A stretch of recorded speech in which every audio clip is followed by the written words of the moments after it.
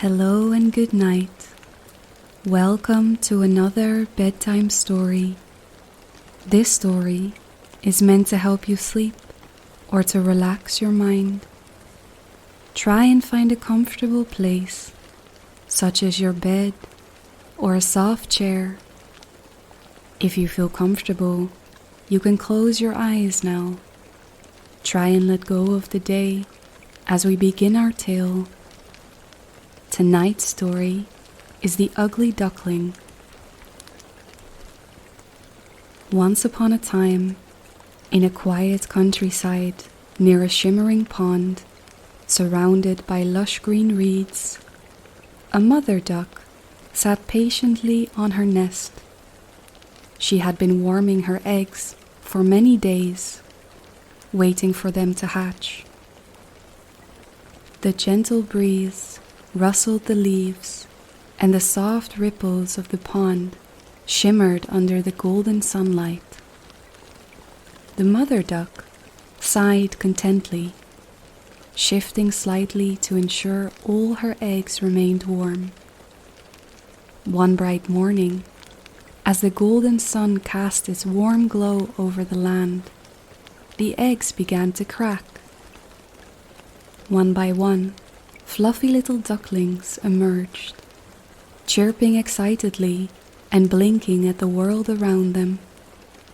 They were small, yellow, and adorable, just as the mother duck had expected. She quacked happily, welcoming her little ones. However, one egg remained unhatched. It was larger than the others and had taken much longer to crack. The mother duck grew concerned but continued to keep it warm. Finally, after much effort, the egg broke apart and out tumbled a strange-looking duck. Unlike his siblings, he was not small and yellow. Instead, he was big, clumsy, and covered in dull gray feathers. His beak was slightly different, and his legs were longer.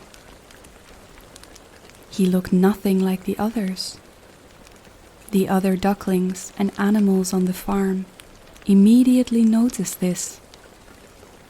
"Oh dear," whispered the mother duck, eyeing her last hatchling with concern. "You certainly don't look like the rest of my children." Still, she loved all her ducklings and took them to the pond for their first swim.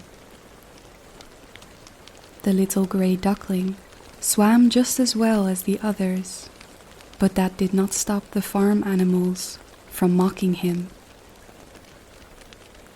The chickens clucked, the geese honked, and the pigs snorted at him. "What an ugly little creature," they sneered. His brothers and sisters, who once played with him, began to avoid him. They huddled together and whispered among themselves, casting sideways glances at their gray sibling. The poor duckling felt lonely and unwanted. Even his mother, though kind, could not stop the others from teasing him. When he tried to join their games, the others would push him away, laughing at his clumsiness. As days turned to weeks, the bullying continued. The ugly duckling could not bear the rejection any longer. One evening, as the sky turned shades of pink and orange, he ran away, slipping through a hole in the fence. He wandered far beyond the farm, deep into the wild, his heart heavy with sadness. The croaking frogs and chirping crickets were his only companions. He came upon a marsh where wild ducks lived. He approached them, hoping for kindness, but they too scorned him. "You are too ugly to be one of us," they quacked, before driving him away. Heartbroken, he traveled further, seeking a place where he belonged. Autumn arrived, painting the world in brilliant shades of red, orange, and yellow. The once lush green leaves drifted to the ground, forming a colorful blanket over the earth. One evening, as he rested near a lake, he looked up and saw a flock of magnificent white birds soaring through the sky. Their long necks curved gracefully, and their wings spread wide as they flew in formation. The ugly duckling had never seen such beautiful creatures before. His heart ached with longing. If only I could be like them, he sighed. But he knew he was far too ugly to join them. Winter came, and the world grew cold and harsh. Snow covered the land, and food became scarce. The ugly duckling struggled to survive, shivering in the freezing wind. The once friendly waters of the pond turned to ice, trapping him on its slippery surface. One day, he found a small barn where a kind farmer took pity on him and brought him inside. The warmth of the barn was comforting, but the farmer's children teased him and chased him, causing him to flee once more. He spent the rest of the winter alone, hiding among the reeds, barely managing to stay alive. His feathers were ruffled, and his body was weak, but still he endured. Finally, the snow melted, and spring arrived. The sun warmed the earth, and the flowers bloomed again. The ugly duckling, now grown, stretched his wings and felt stronger than he ever felt before.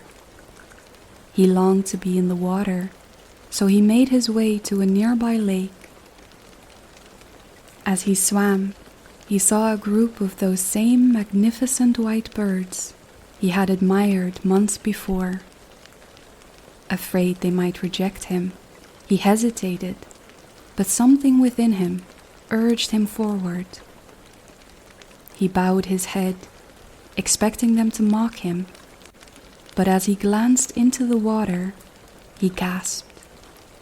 The reflection, staring back at him, was not the awkward grey duckling he remembered.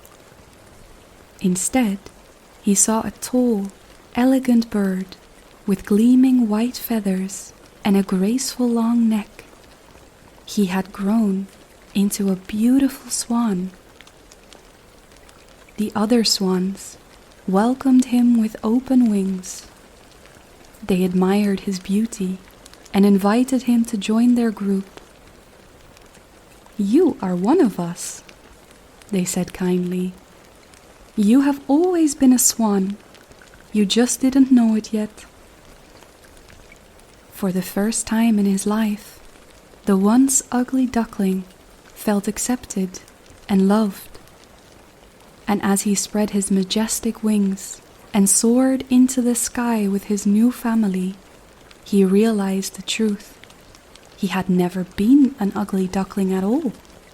He had simply been a swan, waiting to grow into his true self. And so, the once rejected bird finally found his place in the world, and it was more beautiful than he had ever imagined. He had endured hardship and loneliness, but in the end, he discovered his true identity and happiness. No longer bound by doubt or sadness, he embraced his new life with pride, knowing he had finally become the creature he was always meant to be. And as he glided across the shimmering lake, the warmth of acceptance filled his heart. and he lived happily ever after. The end. Thank you for listening to this bedtime story. I hope you enjoyed the tale tonight. If you did, please like the video and subscribe to the channel for more audiobooks and tales to come. Until next time.